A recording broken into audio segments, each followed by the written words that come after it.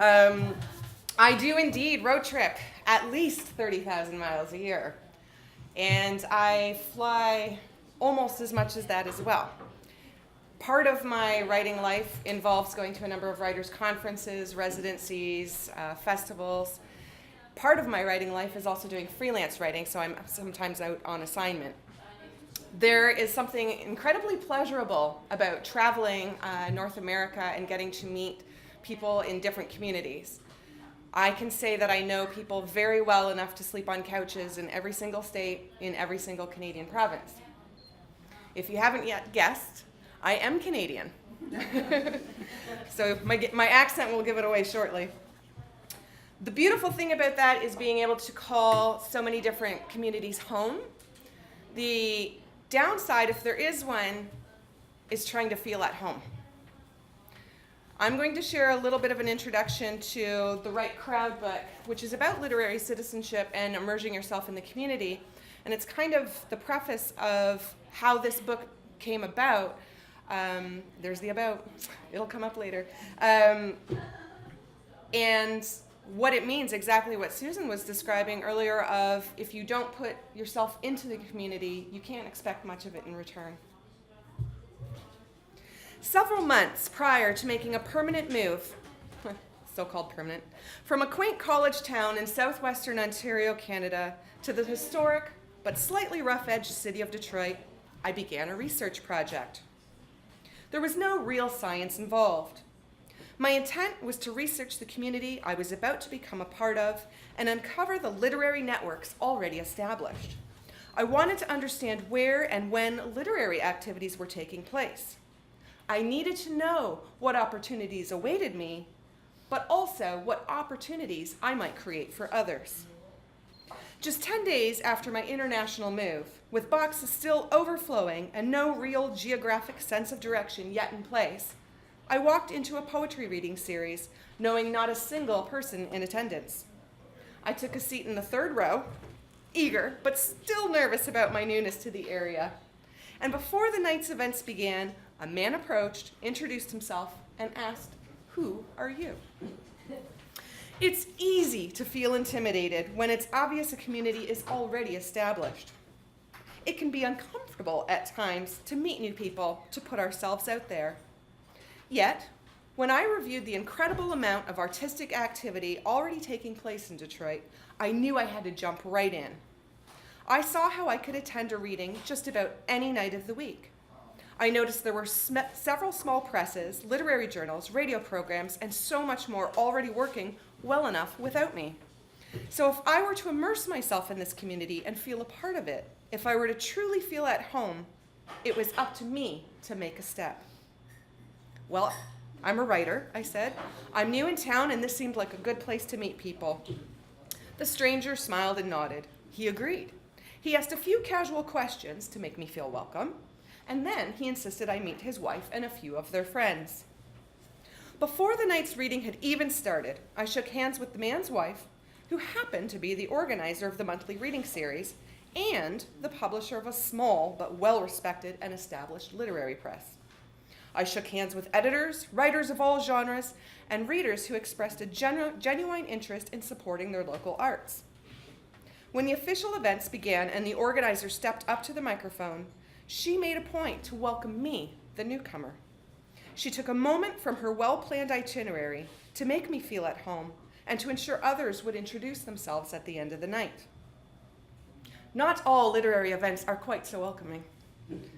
To a writer, sometimes, some places, it could feel that there's an in crowd that is guarded like a fortress, impossible for others to penetrate. This was not my experience on this particular night. I was welcomed with open arms and open minds. It may have been that this was a particularly welcoming group. My experience may have been a fluke, deciding to show up on a night that these folks were in particularly good spirits. Or perhaps it was that I had showed up with something to offer, something that made me seem like a potential contributor to their literary circle. Months prior to my move, I knew I wanted to make a transition with something significant to share with my new community. I knew the forthcoming release of a new poetry book was not enough to earn their interest in me as an invested community player. Moving to a new city and assuming I could find support to help cheer on and support my new publication from a group of people where no one knew me, this would not fit the bill. So I worked and planned, and even before making that move, I put the groundwork in place for a literary project that would fill a need and provide opportunities for others within the greater region. This was a project I truly believed in and had wanted to see come to life for years. The move had made the timing right.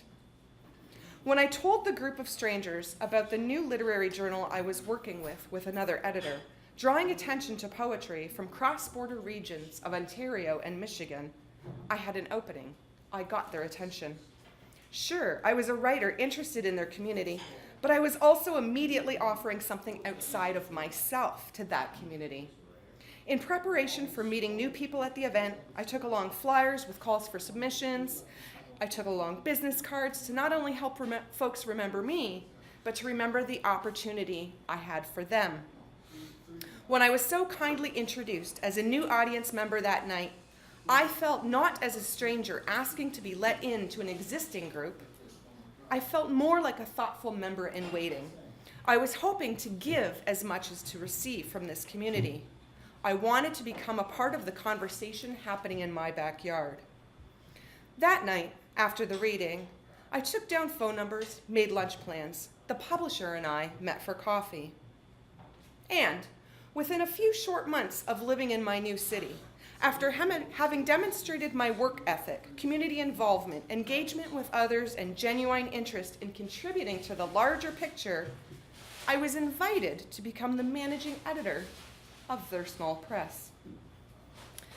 What impressed me was how easy it seemed to go from being the newcomer in a strange land to a fully immersed member of the community. But I shouldn't have been surprised. When we offer more to others than what we ask of them in return, good things happen. When we work to benefit the greater good of our literary circles, everyone benefits.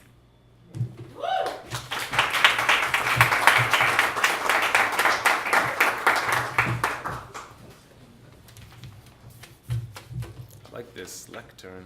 It's nice. Hi. Thank you to everyone at WordsWest for bringing me out here to read. This is great. What a wonderful place. What a good series. And my good friend Jane Wong, to plug somebody else's stuff, is having a book release on the 21st at the Hugo House. So please go. She's amazing. Her work is amazing, and her book is amazing. And my own book is actually coming out in November, next month.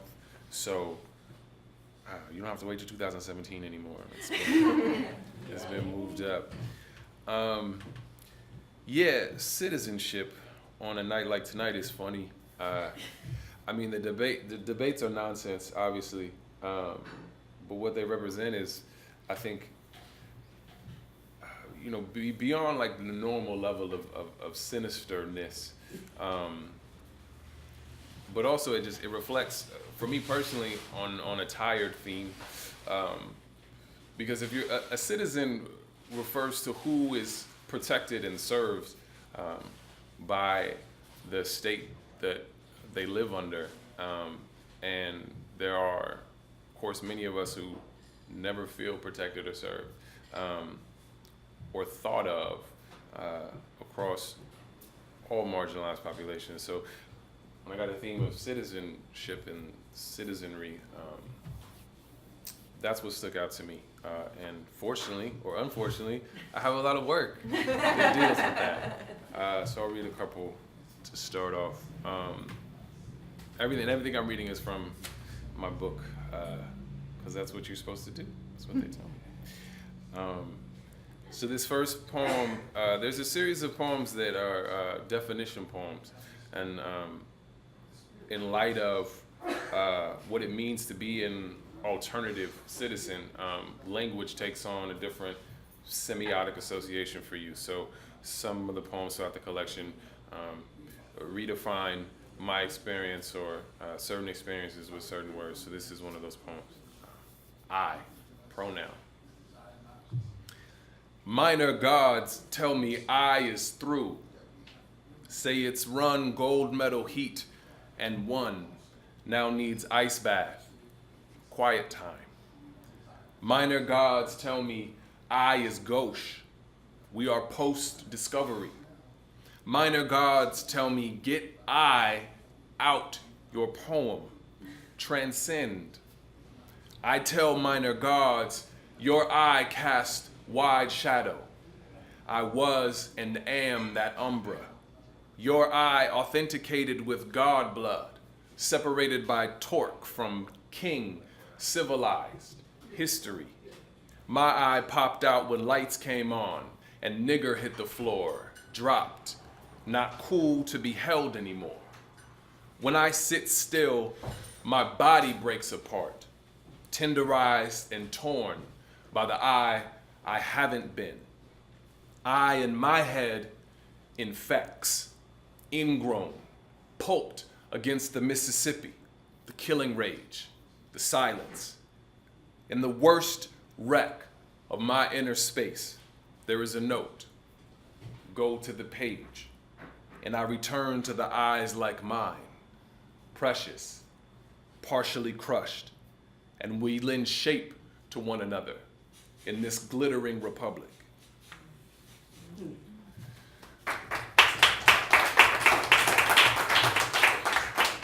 You're nice people. So this second poem is from my chapbook. It's the title poem of my chapbook, Diglossic in the Second America, which unfortunately I don't have any left. So yeah, it's cool. Small run, small press. But diglossic essentially means two tongues. Refers to the fact that there is high and low dialects within the same language. Diglossic in the Second America. If you're kind, you say high or low. Honest, and you say default or black. But we don't say black. Not now, only dog whistles, welfare queen, tough on crime. Wow, look at her run, such a natural athlete. What I mean is two tongues, high and low speech, white teeth and suit or thug. But don't I have both? Little mulatto code breaker, identity that jump cuts like a running back. Wait, am I even black? How black? On a scale of rapist to corner boy, how black? What if I rapped, played ball and sold drugs, but did it with white people?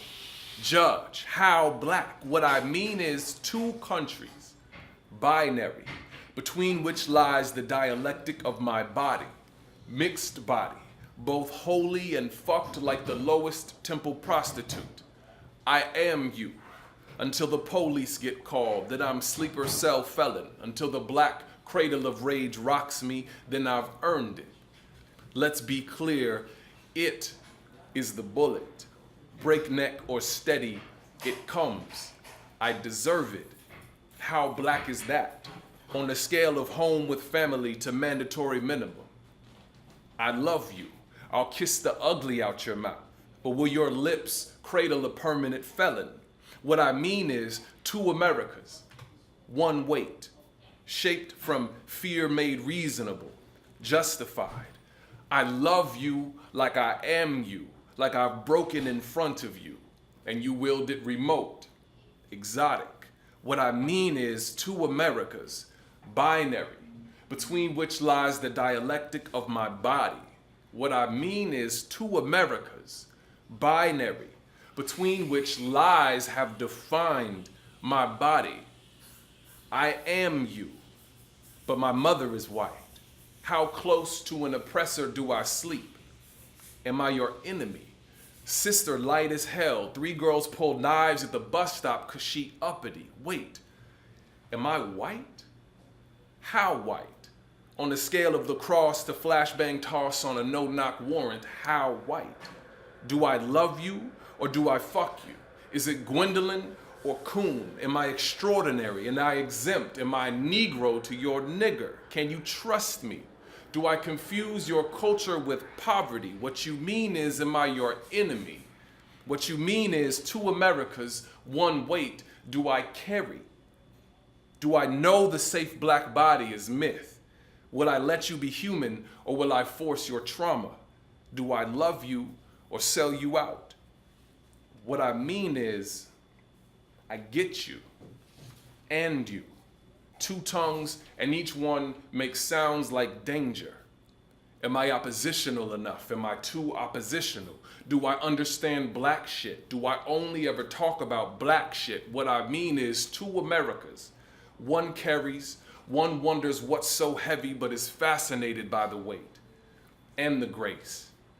What I mean is, we are lied to, we are binary, are stuck, are two Americas, vulgar alongside all these bodies, their hunchbacked silhouette.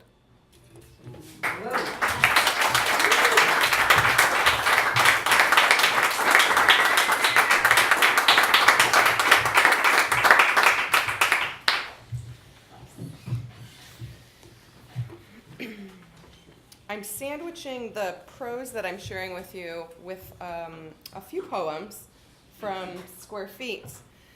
That is a collection about domestic space. One of my passions is writing about place and exploring the physical world outside of us and our community and people, and I'm very much a people watcher and observer. But for this collection, I decided to take that and put it in a box, to put it in the domestic sphere and look at the contained lives of people, of things, of matter.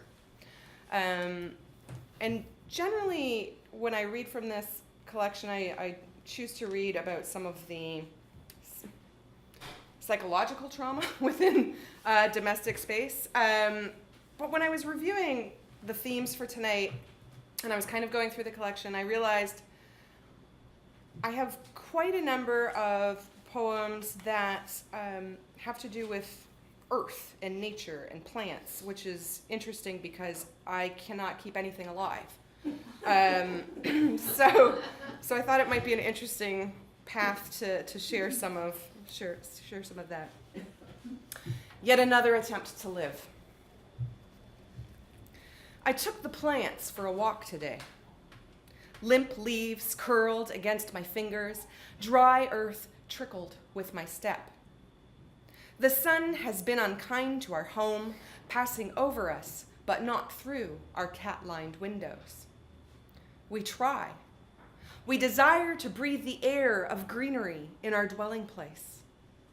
Nature is against us, or perhaps is making a point we deserve to live under the sun. I really cannot keep anything alive. And the interesting thing is, you know, poetry, there's a number of theories of whether it's nonfiction, whether it's always autobiographical. This is a 90% non-autobiographical collection, and yet I really identify with the non-plant part. Overnight frost. We weed through fragile life, rooted in this garden. Stems hold firm, guard against frosts, freezes, burns. Petal and leaf huddle as we pluck the dead, encourage the living. Grief waters our roots, where beneath this soil, companionship is tucked in closer to Mother Earth's core, where whiskers and paws once roamed above ground. We must never leave this place. The garden and bed too much to move, the remains of what lives too tightly wound beneath this earth.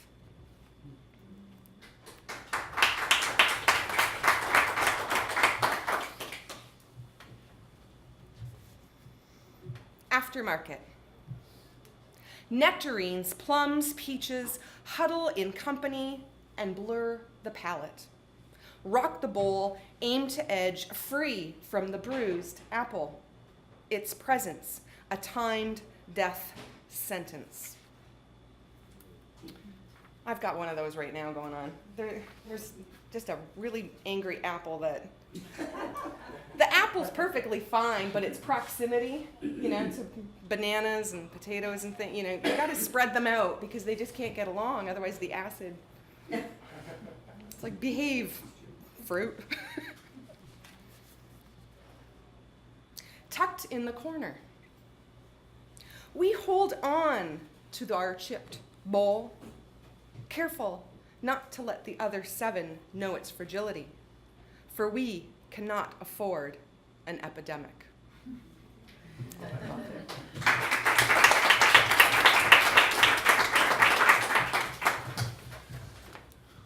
Hi again.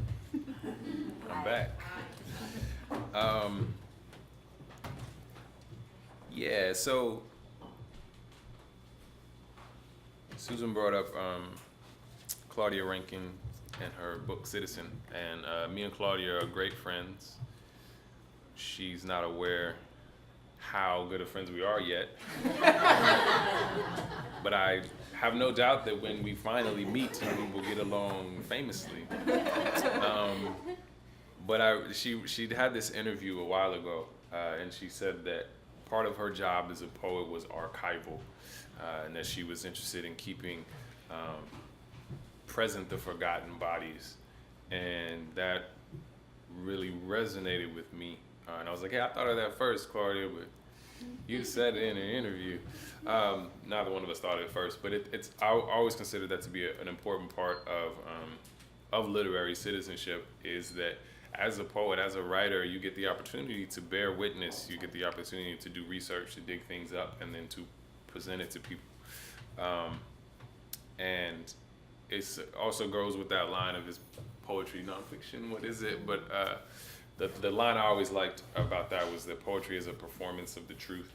And a lot of my work is historical, a lot of my work is research-based, so I'll read some of that for you now. This first poem is about a black baseball player named Porter Moss, who played for the Memphis Red Sox in the 40s, in the Negro Leagues. It's called Lurch. Maybe a gasket blew. Maybe this Tennessee July is too thick to drive through. Lord knows how many miles that engine has on it. No matter. Nothing to do but grab the luggage and hump it to the Dixon Railroad Station. So the mighty Memphis Red Sox walk the walk, end up piled in an already full car. No room to separate, thumbed into the vestibule with the overflow, white and black alike. It's hot. Everyone feels stuck under the sun's tongue, nothing to do but bear it. Dark is a long way off. Inevitably, a dice game is struck up. One white boy is carrying on harder than the rest, yelling about the roll, grabbing a few girls' backsides. He's already had a few and still having. His shirt more whiskey and sweat than cotton. The train stops. Sign outside says McEwen. The red cap comes in, grabs the rowdy boy by his collar, informs him of his early exit. The white boy bucks, pulls a piece from his waist, and levels it. Now the conductor comes in, ready with his. The raucous boy relents, takes his leave, and everyone in the vestibule starts breathing again. The train rolls on, then crack, crack, crack. The white boy lets off from the platform, random. Nobody's hit except Porter Moss. You see, they call him Ankle Ball Moss on account of his delivery. Low as low can get, he slurs that thing right off the top of an ant's head. Knuckles scraping the ground. The best submariner anyone's ever seen, gut shot. Moss is hollering for a doctor, but nothing to be done until the next town. Them boys clear as much air as they can, lay down their Memphis uniforms for Moss to bleed on. Dark settled in now. Some are grateful for the abated heat, some don't notice. The train pulls into Waverly. Them boys told, sorry, ain't no doctor or hospital for him here. The train pulls out. Moss lurches with the car. Nothing to be done until the next town. The train pulls into Brewston. White doctor gets on board, shoots some mercy into Moss and says, sorry, ain't no hospital for him here. The train pulls out. Moss lurches with the car. Midnight now. Everything outside wrapped in a black wing. Nothing to be done until the next town. The train pulls into Lexington. Them boys told, sorry, ain't no doctor for him or hospital for him here. The train pulls out. Moss lurches with the car. Nothing to be done until the next town. The train pulls into Jackson. Them boys told, ambulance coming. Now the sun's coming too.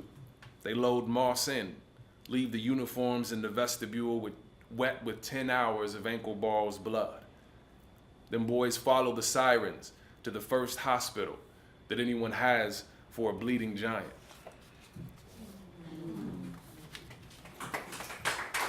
There's a couple short ones. So this next poem is about Sarah Bartman. Some people may know her by the pejorative Hottentot Venus. But she was so again, in the concept of citizenship, she was a South African woman taken to Europe, England, and then France, put in a cage, made to exhibit herself. But there was a big push to get her body back, because the title of this poem is the name of where her skeleton and body was kept for a very long time, until I think 96, when it finally was brought back to South Africa to be buried. Museum of Man for Sarah Bartman.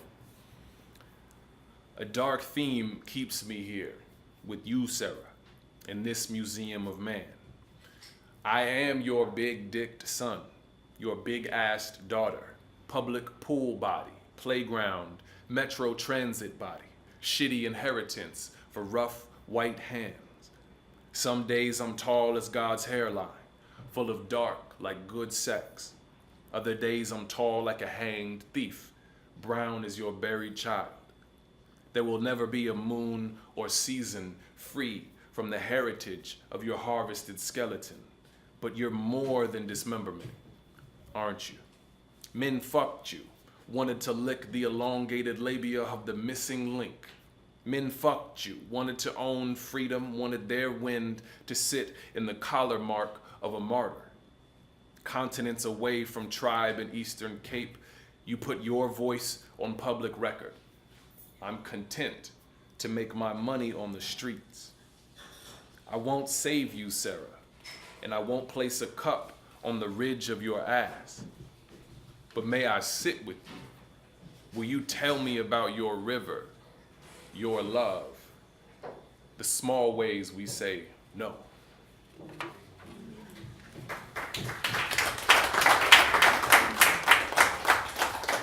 So this last little poem I read is for George Stinney Jr., who was the youngest person ever executed in the United States in the past 200-some years. He's a little black boy from South Carolina. And again, the idea of citizenship, because he's 14 years old, about this tall, 100, not even like 80-some pounds. And the story goes that his confession was elicited by a couple of detectives in a dark room when they offered him some ice cream. Drip for George Stinney Jr. It's a fine spring day, not too hot, no rain, 2 scoops of Alkalu's finest sweet cream just for you, little man. Take your time. Enjoy the fat chill of each lick, and don't let nobody rush you. Don't matter if you finish before it starts to melt. Let the sugary expansion run an opal river down the dark bed of your small arm. Let it fall tip, tip, tip to the stone floor, little man, like a milky deluge. And you, the little black god of sweet cream rain, blessing the valley beneath you.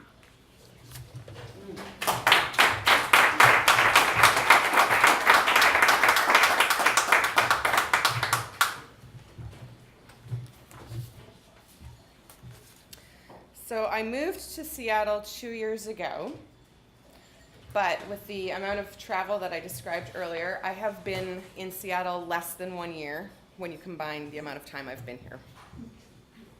I've been here about 7.5 months out of the 2 years. So place and feeling out of place and or feeling displaced is something that I'm always curious about. And as I was scrolling through different things to consider for reading tonight, I found, oddly, a very similar experience to what I'm still going through here, but from about a decade ago from when I moved from Ontario to Detroit. So first off, I need to know, how many East Coasters do we have here? Okay. How many people are actually from Seattle, like born and raised? Okay. How many Californians do we have? This is not about you.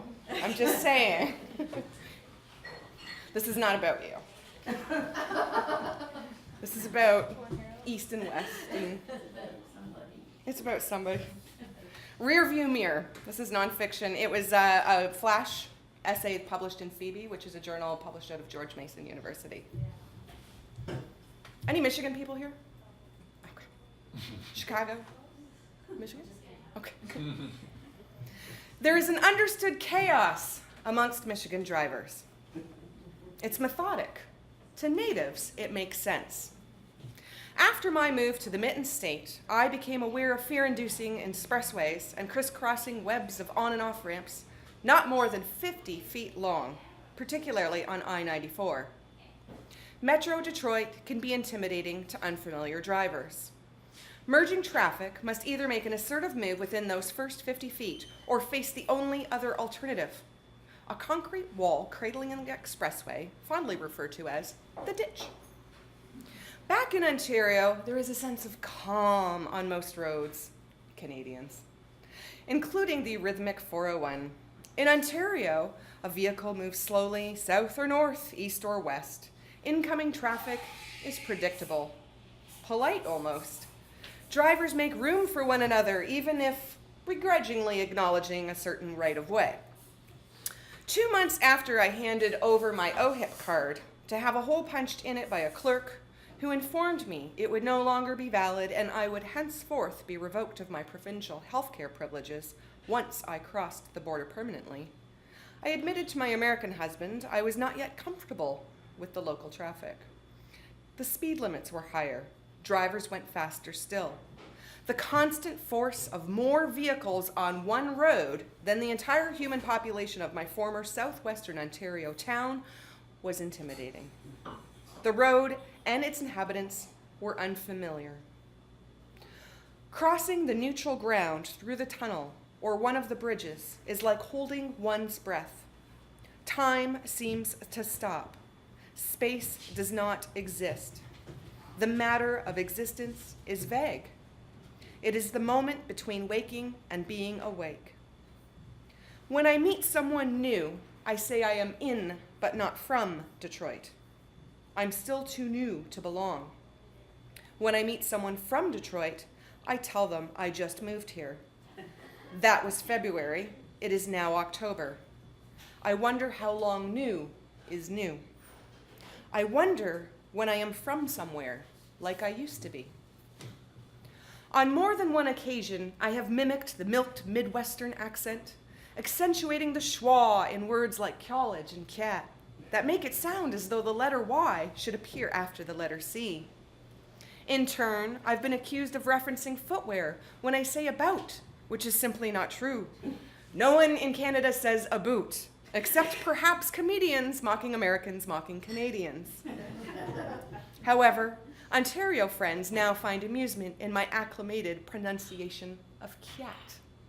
I hadn't noticed. Then again, subtle changes change subtly.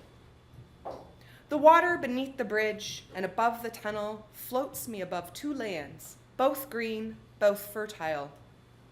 One considers me a native, the other an alien. One was home, but no longer. The other has become my home, though it didn't feel that way immediately.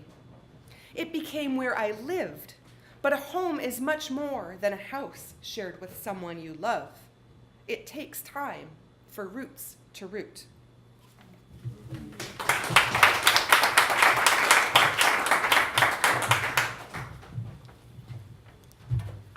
Yeah, I'm from here.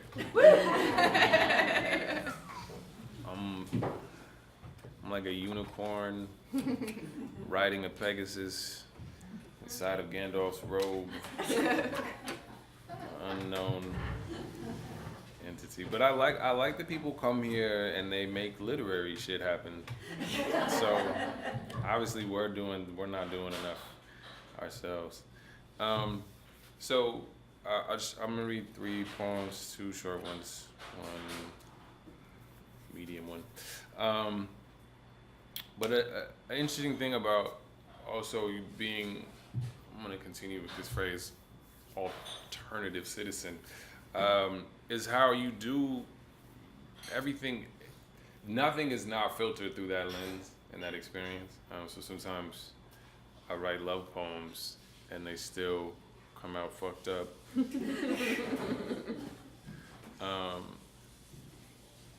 Yeah, because that alternative citizenry, it infringes on everything. There's nothing that's free from it. Even just like we see with the Dakota pipeline, you just want to drink water. Can't do it. Retrieval. We met in a storm drain, run off from some god-slick stone, gathered by a busy wind, lucky slope. I knew I'd seen your water before, knew we'd been surplus together prior to these throwaway bodies. Yet still, we repeat the broken rhythms of surviving. How abyss are you? How blood? How lung? Can you human me when my step is made demon? How proxy am I? How source? How willing? When your body gets its answers, can I remain the question you remember from? In darkness, under search, we plot, break into each other like veteran safecrackers. Our climax, a hideout. We were married at a die-in for a thrown away, building toward retrieval. I don't remember our vows, just a woman asking, all this for one dead nigger? Yes, and I kissed you both.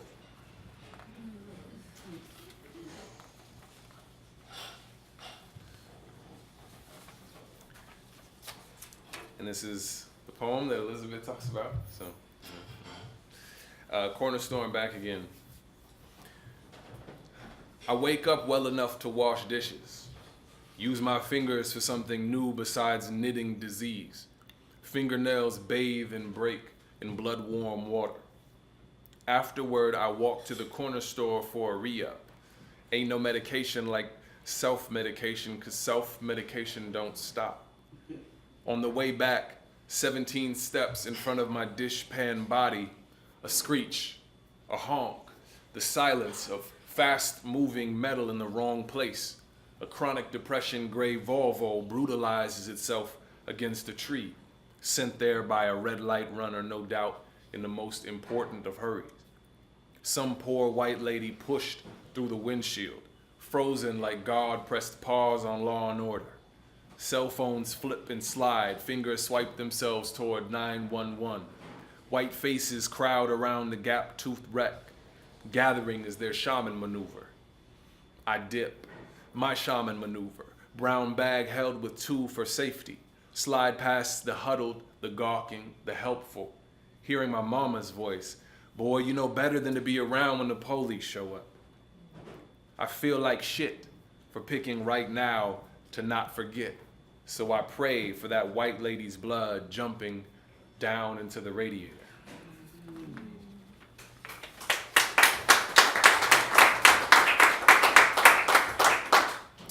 This is my last poem. You've all been wonderful and lovely. Thank you. Thank you, Lord. Dialectic. And there's an epigraph from Amy Césaire. There is not in the world one single poor lynched bastard, one poor tortured person in whom I am also not murdered and humiliated. At the end of reason, the black saint of lynching, There are torches at my feet, corkscrews in my chest. My genitals, liver, heart, kidneys become souvenir. My flesh chunks in flame amid laughter. Soot of my body plundered, knuckles plucked, set on display in department stores. At the end of reason lies the torturer's line, fevered and spreading. I have been in every set of eyes, seen what medicine torture can be. The more you cut, the less human I must be. But you were wrong, and you've birthed me in my own blood. And nothing made you drag the knife harder than my face turned mirror. What gruesome ablution. At the end of reason is our miserable debut. A lack of recognition, the hollow-bodied limp reciprocation died with. We are human only if I see myself in you and if you see yourself in me. At the end of a different path, the sun warms like whiskey, and freedom is meat in the mouth. All we have here are the knife cuts. At the end of reason, I am banished. I, black head unfattened by shotgun shell, banished. I, black chest uncompressed by creased knee, banished. I, black body unhunted, banished. I, black expectation deniggerized, banished. I, black spirit decolonized, banished. I, black limb of the human paradigm, banished. At the end of reason, I am locked in place. I, criminal, locked in place. I, fat mouth, wet welfare lips, locked in place. I, Jezebel, locked in place. I, hyphenated sub-American. I, natural athlete, locked in place. I, thug. I, magical Negro, locked in place. I, primitive golem of the earth. I, Hottentot Venus. I, sweet dick Willie. I, tongue clicks in the bush, locked in place. I, Godzilla to white women. I, king gangster. I, biological, locked in place. I, dark savage without spirit. I biological, locked in place. I flesh to be cut, maimed, forgotten when it disobeys. I deserve the shackle, deserve the whip, the noose. I deserve the burning, the bullets, the bars. I deserve solitary. Because if I don't, what are you? Thank you.